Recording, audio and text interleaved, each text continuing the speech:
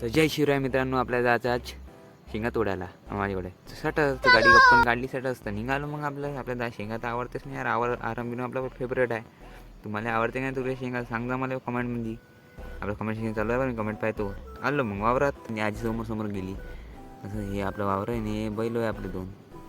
माझ्या नाही म्हणजे मामाचं. ते आलो गेलो अंदर. आजी आजी ते म्हणे चल मग शेंगा तोड म्हणे. अंदर गेलो, ठेवलं थैला, शेंगा तोडायला लागलो.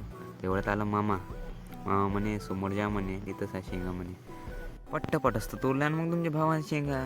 तरी हे बघा, हे आपल्या शेंगा इथे अशा लागल्या होत्या बा. चांगली थोडं ठोकर होत्या, काय होत्या बा.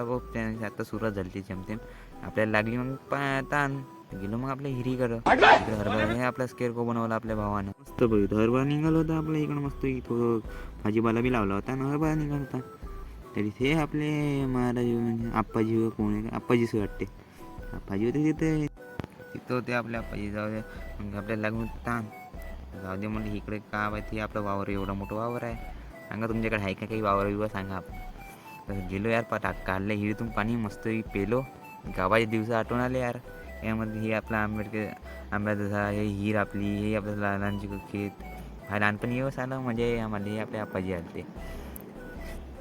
आले ते आम्ही पाणी बिणी पिलं आणि निघालो आपल्या घराच्या रस्त्याने. गाडी घेतली, 6 मिनिटं घेतलं बरं आपलं, निघालो आपल्या घरच्या रस्त्याने.